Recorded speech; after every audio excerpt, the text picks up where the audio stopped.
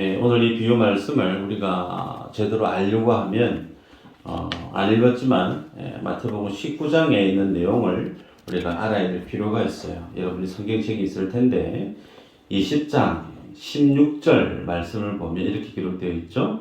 이와 같이 나중된 자로서 먼저 되고 먼저 된 자로서 나중되리라. 그리고 19장에 30절에 보면 그러나 먼저 된 자로서 나중되고 나중된 자로서 먼저 될 자가 많으니라 그랬습니다. 말씀이 같은 말씀이죠. 순서만 다를 뿐이에요. 그래서 19장 말씀과 20장에 있는 말씀이 따로 구분되어 있는 말씀이 아닌 19장의 말씀이 계속 연장되어져 있는 말씀으로 주님이 20장에 포도원 품꾼 비유 말씀을 하신 것을 우리가 보게 되죠.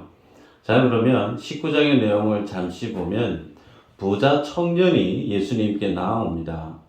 부자 청년이 예수님께 나와서 묻기를 19장 16절에 내가 무슨 선한 일을 하려야 영생을 얻으리까? 그렇게 얘기했습니다.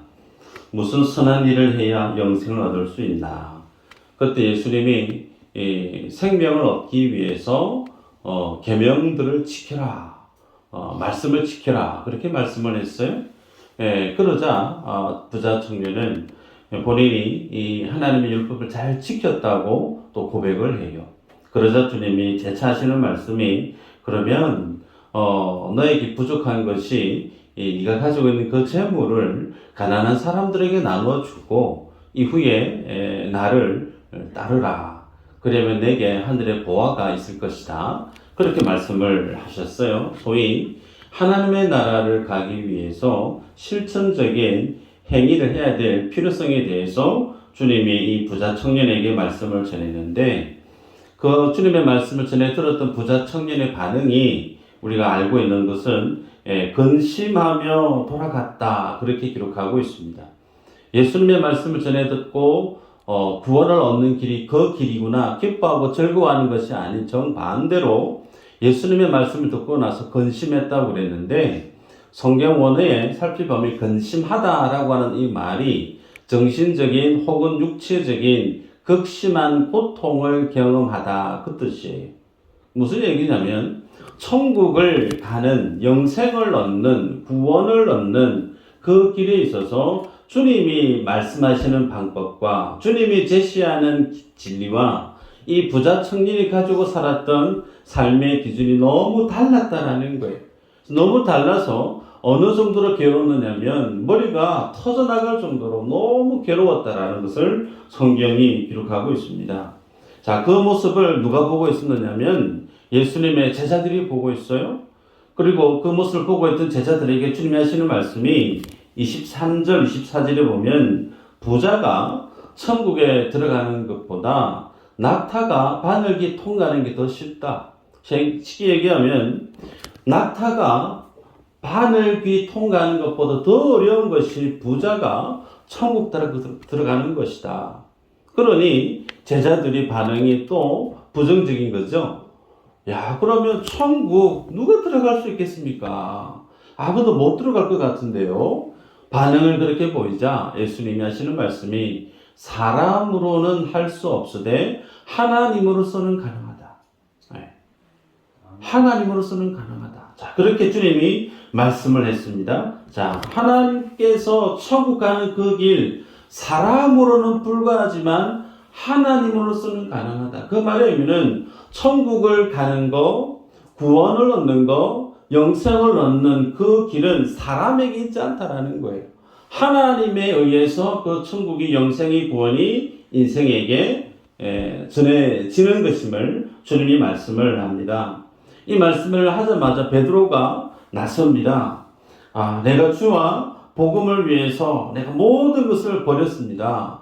그러니 내게 그 주님을 위해서 모든 것을 버린 우리에게 얻을 수 있는 것이 뭐가 있을까요? 라고 베드로가 예수님께 질문을 던졌습니다. 자, 그러자 이 생각에 대한 내용을 주님이 풀어가기 위해서 20장의 내용을 쭉 포도원 품꾼 비유의 말씀을 하고 있습니다. 여러분, 많은 사람들이 구원을 얻는 것, 천국에 대한 어떤 비밀, 하나님의 진리에 대한 내용을 어떻게 이해하고 있느냐면 내가 뭔가 선한 일을 해야 되는 것이 아닌가. 천국을 갈 수 있는 그 시작 기점, 출발점이 무엇으로 출발하고 있느냐면 인간의 노력, 인간의 자기 의지, 인간의 어떤 선한 인간의 어떤 결과물, 그것을 통해서 하나님의 나라를 갈 수 있는 것처럼 그렇게 이해하고 있더라는 거예요.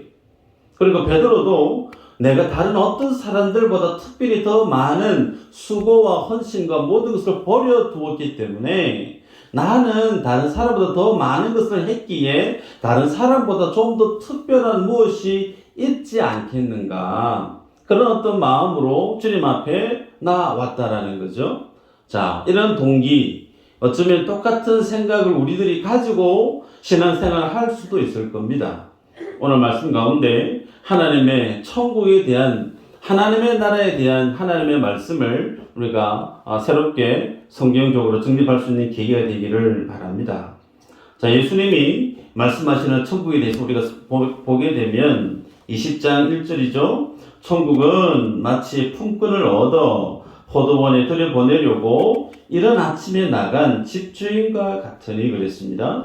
자, 천국은 품꾼을 얻어 포도원에 들여보내는 집주인과 같다. 그래서 천국은 집주인과 같은데 그 집주인이 어떤 분이냐? 마치 이른 아침에 포도원에 품꾼을 들여보내기 위해서 일하고 있었던 그 집주인의 태도, 그 집주인의 의도, 마치 그것이 하나님의 나라의 모습과 같다. 그렇게 말씀합니다. 자, 여러분 본문을 들어가면 이른 아침에 그 집주인이 품꾼을 얻기 위해서 시장 장터에 가서 인력시장에 가서 하루에 한 데나리온을 약속을 하고 이른 아침에 품꾼들을 데려서 포도원에 들여놓습니다. 자, 이른 아침. 히브리에서 이 이른 아침은 아침 6시 정도 생각하면 됩니다. 자, 그러고 난 이후에 제3시 또 품꾼을 들이기 위해서 주인이 장터에 나가서 인력시장에 가서 사람들을 데려오는데 사람들이 놀고 있는 거예요. 그래서 왜 놀고 있느냐고 그러지 말고 포도원에 가서 일을 하라고. 그러면 그에게 이한 몫을 4절에 보면 내가 너희에게 상당하게 주리라 하니 그들이 가고 그랬습니다. 자, 여기서 차이점이 있죠. 이른 아침에 포도원을 품꾼을 데려와서 포도원에 들여놓을 때 조건이 하루 일당 1데나리온. 그런데 3시라고 했던 그 시간대는 아침 9시쯤 되는데 아침 9시에 들여갔던 사람에게는 한 데나리온이라고 밝히지 않았고 상당한 금액 그렇게 말씀했습니다. 자, 이와 같은 케이스가 계속해서 6시, 9시, 11시 총 5번 포도원의 품꾼을 계속해서 들여놓는 모습을 성경에는 말씀하고 있는데, 자, 재밌는 것은 11시, 소위 11시라 아마 우리나라 시간으로 오후 5시쯤 돼요. 유대인에게 있어서 하루의 마지막 시간대는 오후 6시가 하루 마지막이에요. 그러면 5시, 오후 5시에 나가서 포도원 품꾼 일꾼을 데려서 포도원에 들여보냈다라고 하면 그 사람은 일할 수 있는 시간이 몇 시간이죠? 1시간이에요. 그죠? 자, 그 한 사람을 만났던 케이스 6절, 7절에 기록하고 있죠? 보면 제11시에도 나가보니 서 있는 사람들이 또 있는지라 이르되 너희는 어찌하여 종일토록 놀고 여기 서 있느냐 이르되 우리를 품꾼으로 쓰는 이가 없음이니이다 이르되 너희도 포도원에 들어가라 아니라. 너희도 포도원에 들어가라 아니라. 주인이 받습니다. 종일 왜 여기 놀고 서 있냐? 왜 사실 멀쩡하면서 일하고 살아야 되는데 놀고 서 있냐? 그렇게 얘기를 했을 때 이들이 하는 대답이 우리를 품꾼으로 쓰는 사람이 없습니다. 그래요. 여러분 요즘도 일용직 근로하시는 분들이 계시죠. 하루 벌어서 하루 생활하시는 분들입니다. 이런 분들의 기쁨은 아침에 새벽같이 인력시장에 가서 일거리를 받아서 일할 수 있는, 일을 함으로 해서 그 금액으로 처자식들과 함께 즐거운 시간을 보낼 수 있다라고 하는 그런 어떤 하루의 기대를 가지고 살아갑니다. 여러분, 그 삶을 살아가는 분들의 일상을 잠시 소개하면 그분들이 제일 부러워하는 사람들이 있어요. 누구냐면 오늘은 내가 어디로 가야 될까 고민하지 않고 가자마자 어서 가십시다. 오늘 할 일은 이겁니다. 마치 정직원인 양 가자마자 일거리가 늘 끊이지 않고 그 사람의 일거리를 보장해 두고 있는, 그래서 하루는 여기 갔다가 또 다른 날에 저쪽 갔다가 그런 사람이 볼 때는 참 부러움을 사게 되죠. 자, 그리고 많은 사람들이 무슨 일 몇 명, 무슨 일 몇 명, 그러면 인력시장에 대기해 있던 사람들이 버스를 타고 차를 타고 이동을 합니다. 그런데 아무리 기다려도 자기를 불러주는 사람이 없어요. 해는 이미 하늘 위에 중천에 떴습니다. 그러면 인력시장에서 일거리를 기다리다가 일을 못하는 사람은 어떻게 해야 되죠? 집을 가야 돼요. 돌아가야 돼요. 근데 집에 빈손으로 돌아가는 그 가장의 마음이 편할까요? 편할 리가 없어요. 아리고 쓰리고 힘들어요. 그래서 가는 곳이 어디냐면 대포집을 갑니다. 대포집. 그래서 벌거 대낮부터 술을 들이킵니다. 그 모습을 보고 있는 다른 사람들 볼 때는 어떻게 평가할까요? 도대체 저 양반은 왜 대낮부터 술을 마시고 있냐고. 일을 해야지. 그 사람의 상황을 전혀 모른 채 그 사람의 낮부터 술을 마시는 그 모습을 두고 핀잔을 합니다. 근데 그 사람의 입장에서 생각해 보면 그 사람에게 있어서의 하루는 상당히 쓰리고 아프고 괴로운 날이죠. 그래서 오늘 5시 오늘 본문에 마지막 시간에 포도원 주인에 의해서 일거리를 받아서 가는 사람, 이 사람 입장에서 생각해 보면 얼마나 감사한 일이 아닐 수 없어요. 여러분, 그래서 일용직 있는 사람들, 이 사람 오늘 본문에 보면 나를 써주는 사람이 없어서 종일토록 이렇게 있습니다. 왜 많은 사람들이 그 사람을 써주지 않았을까? 다양한 해석적 이유는 있을 겁니다. 다른 사람보다 뭐 기술이 좀 없더라든지, 아니면 그런 일을, 힘든 일을 하기에 체격이나 어떤 모습들이 좀 믿음이 가지 않아서, 그래서 어느 누구도 그 사람에게 일거리를 맡기지 아니했는데 포도원 주인은 그 사람의 모습을 개의치 않습니다. 일을 잘 하든 못하든, 기술이 있든 없든, 그 일을 잘 하든 못하든 그냥 그 사람을 불러서 포도원밭에 가서 일을 하시라. 그래서 고작 1시간 일할 수 있는 기회를 이 사람에게 포도원 주인은 허락합니다. 자, 이후에 계산을 하죠. 주인이 청지기를 불러서 이제 품삯을 계산을 하는데, 원칙이 제일 늦게 온 사람부터 품삯을 계산하게 하는데 얼마를 주죠? 1데나리온을 줍니다. 원래 이 사람과 1데나리온에 대한 약속이 없었어요.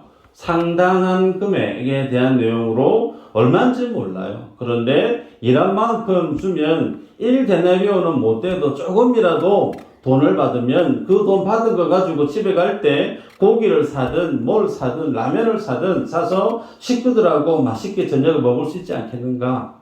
그런 어떤 소소한 그런 어떤 기대치를 갖고 있었을 텐데, 집주인, 이 포도원 주인은 그 사람이 생각지도 못했는데 하루 일당을 이 사람에게 건네준 거예요.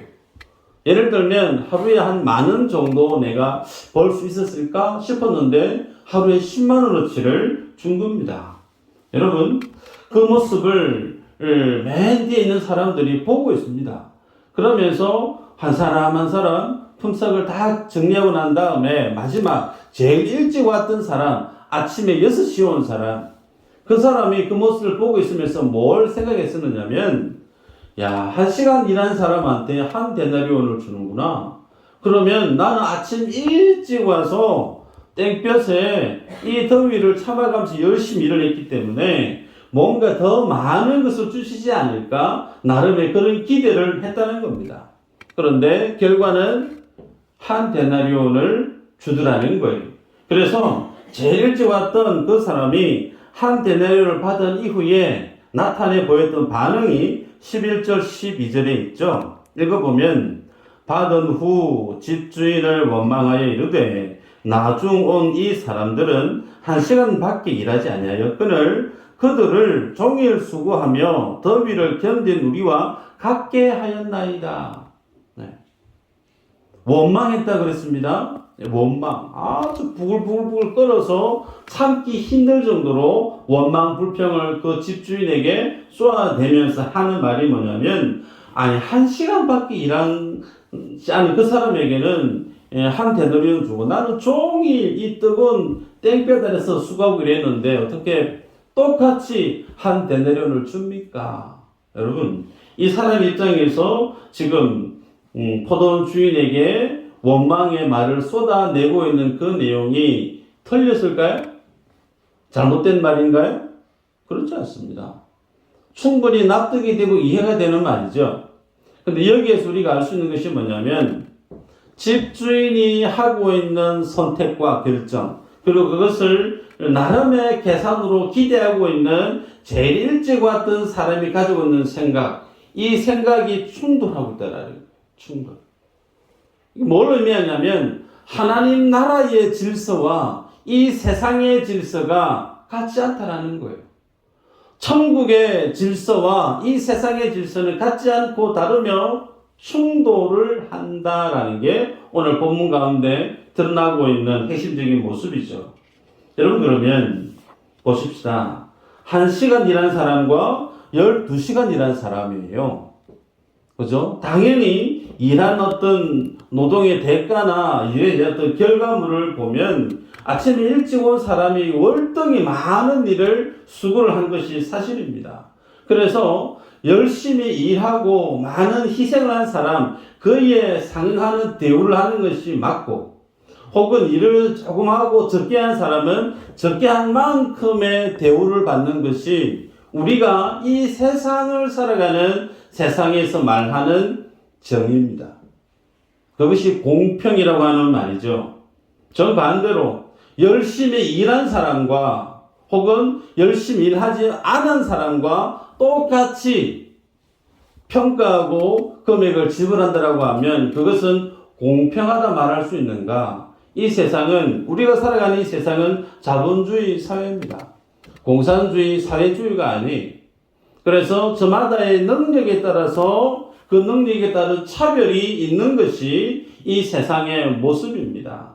그런데 예를 들어서 사회주의 국가에서처럼 열심히 일한 사람이나 대충 일한 사람이나 그 사람의 일에 대한 결과에 대해서는 별 평가는 잘 모르겠고, 일한 몫이 똑같이 주어진다라고 하면 어느 누가 아침 일찍 나가서 최선의 열심을 다해서 일을 하려고 하겠느냐는 거예요. 그러기 힘들다라는 겁니다. 그래서 사회주의 국가가, 공산주의 국가가 계속해서 경제적으로 낙후되어질 수밖에 없는 게 뭐냐면, 인간은 욕심을 지닌 존재예요. 이 욕심을 사회적인 제도로, 법적인 힘으로 프레스를 가해서 컨트롤할 수 있느냐, 어느 정도는 할 수 있어도 그것이 다 할 수 있느냐, 불가합니다. 그래서 인간의 욕심에 대한 이 부분을 우리는 늘 인정할 필요가 있고, 그것에 대해서 선한 방향으로 이끌어가야 될 모습이 사회제도죠. 자, 중요한 것은 오늘 일찍 왔던 이 사람 입장에서의 쏟아내는 원망은 이 세상의 질서에서 비춰보면 합리적입니다. 그리고 이유가 있죠. 그런데 이 주인이 이 일찍 왔던 사람에게 하는 대답이 있죠. 13절 14절인데 친구여, 내가 내게 잘못한 것이 없노라. 네가 나와 한 데나리온의 약속을 하지 않았느냐?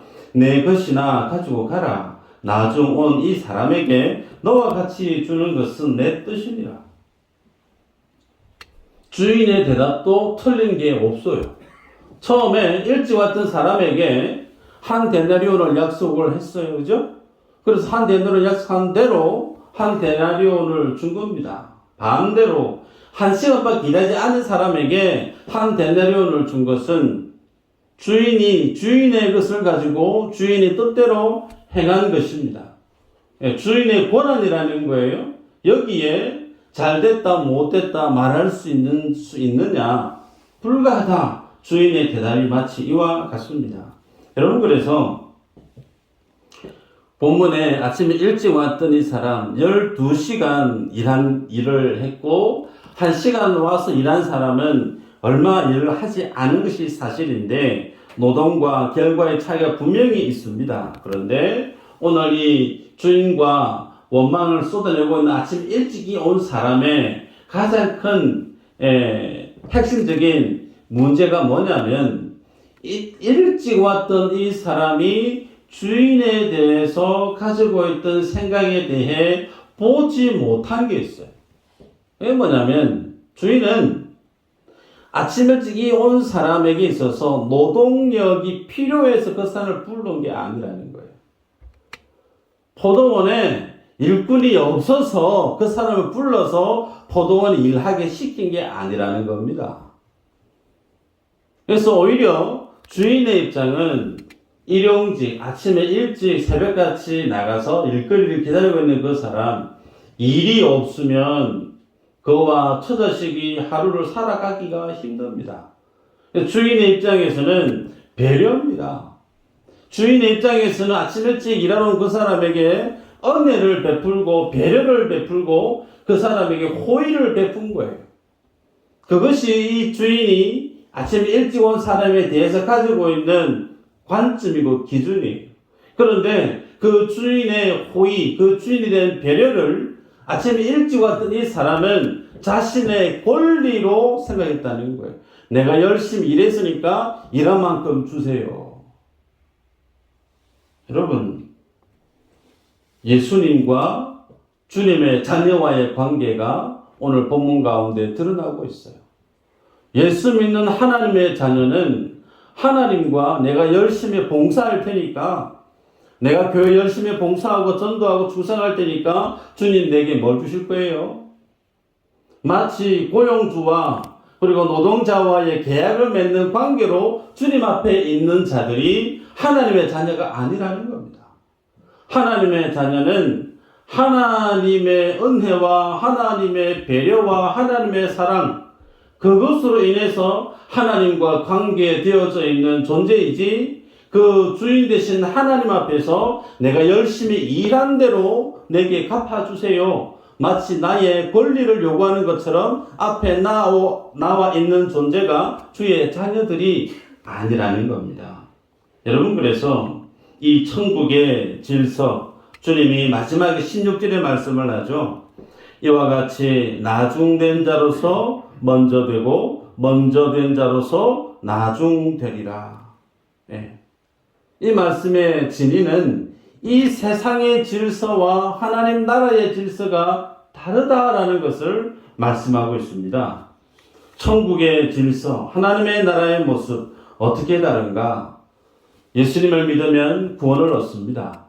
예수님을 믿으면 천국을 가요. 예수님을 믿으면 영생을 얻습니다. 구원 얻는 거, 천국 가는 거, 생명 얻는 거 다 같은 뜻이죠. 자, 그런데 이 구원과 천국과 하나님을 믿음으로 얻는 이 영생은 하나같이 하나님이 하나님의 은혜로 하나님의 사랑으로 인생들에게 주시는 하나님의 선물이라는 거예요. 그 어떤 것도 인생이 열심히 일을 했으니까, 수고를 했으니까 그에 대한 대가로 주님이 주신 것이 아니다라는 거예요. 그래서 하나님과 하나님의 자녀는 하나님의 은혜와 하나님의 사랑 안에서만 유지되어져 가고 있는 생성된 관계임을 본문이 우리에게 제시합니다. 여러분, 그래서 이 내용은 예수님 믿고 열심히 충성 봉사하면 상 많이 받는다라는 상금론과 대치됩니다. 많은 목사님들이 이전에 열심히 충성하시면 천국 가서 주님 주실 상이 많습니다. 열심히 충성하십시오. 저도 그렇게 열심히 전했던 사람 중에 한 사람이에요.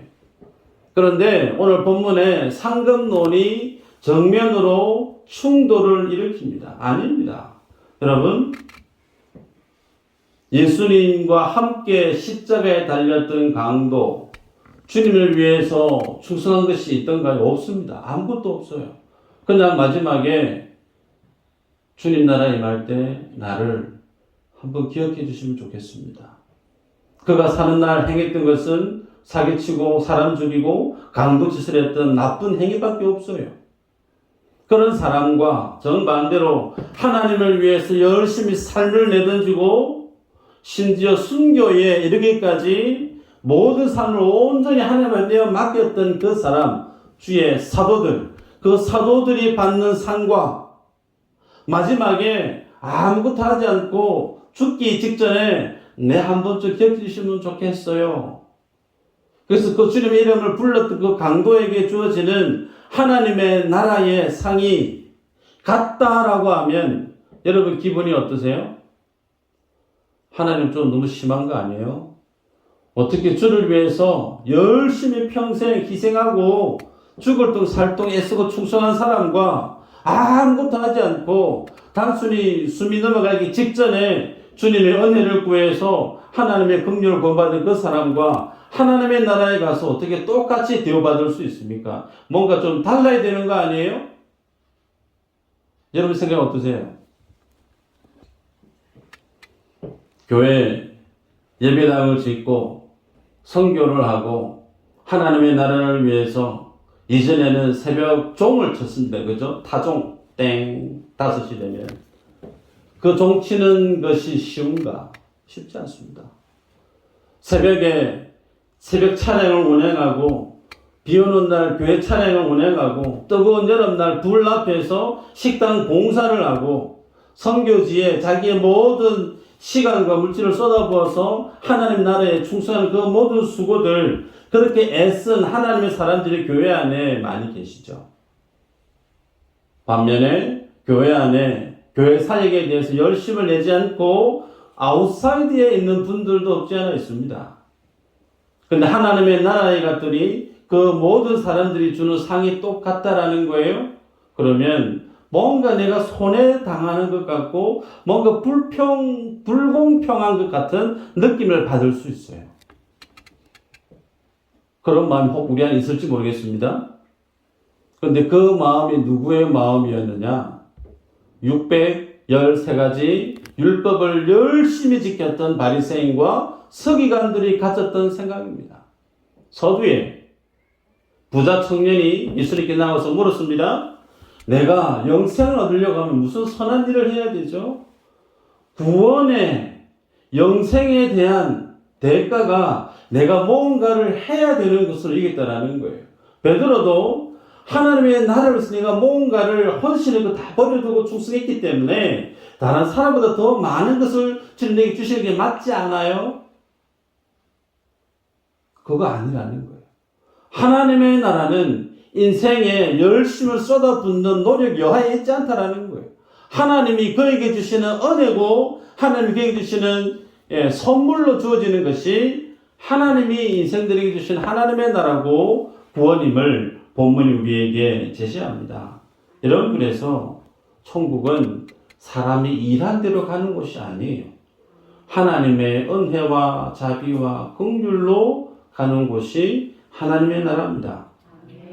말씀 한 구절 볼까요? 로마서 4장 1절 2절인데 로마서 4장 1절 2절 한번 읽어보십시다. 시작. 그런즉 육신으로 우리 조상인 아브라함이 무엇을 얻었다 하리요 만일 아브라함이 그리스도로서 영생을 받았으며 살아날 것이 있으리라 하나님 앞에서는 없느니라. 아멘. 자, 의롭다함을 받았다. 그 말의 의미는 소위 구원받았다, 천국 백성이 되었다, 영생을 얻었다 그 뜻과 같습니다. 그런데 아브라함이 하나님 앞에 의롭다함을 받은 것이 자기의 행위로, 자기의 노력으로, 자기의 수고로 하나님 앞에 야, 너 진짜 의롭다, 너 정말 최고다, 하나님 앞에 이렇게 인정을 받은 것이 자기의 행위에 의한 결과이면 아브라함이 자랑할 게 당연히 있죠. 내가 말이야 하나님의 영광을 위해서 그때 이런 충성을 했어, 이런 헌신을 했어, 나의 믿음은 이런 믿음이야, 멋있게 어깨에 힘주고 얘기할 수 있을 거예요. 그런데 성경은 이렇게 어떻게 기록하고 있죠? 믿음으로 의롭다함을 받았다. 소위 구원 얻는 것에 대해서 나의 자랑거리가 있을 수 있느냐? 없다는 거예요. 그러면 내가 예수님 믿고 살아가는 그 모든 삶의 내용, 충성을 하든 봉사를 하든 뭘 하든 희생을 하든 그것은 뭐라는 겁니까? 하나님이 내게 주신 은혜에 대한 나의 믿음의 반응이라는 거예요.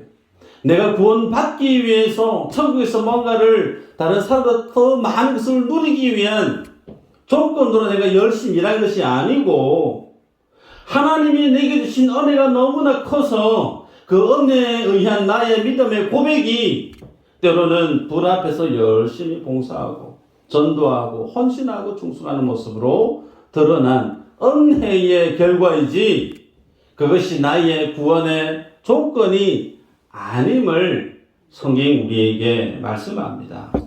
말씀을 맺는데요. 여러분 우리가 주님 앞에 설 때 은혜 외에 자랑할 것이 없다. 제가 누누이 말씀을 하죠. 이렇게 말씀을 드리면 교회 예배당을 건축하기 위해서 땅을 헌신하신 분이 있어요. 그죠? 어떤 사람보다 더 많이 교회에 열심을 내신 분들이 있어요. 그런데 그 마음에 내심 서운해질 수도 있을 수 있습니다. 인간인지라.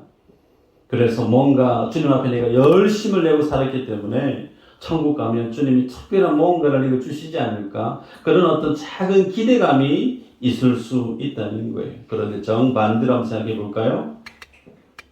우리의 행위대로 주님이 판단했다라고 하면 내가 믿음대로 살아서 주님 앞에 받을 칭찬이 많을까요? 아니면 내가 믿음 없이 잘못 살았던 삶에 대한 책망거리가 더 많을까요?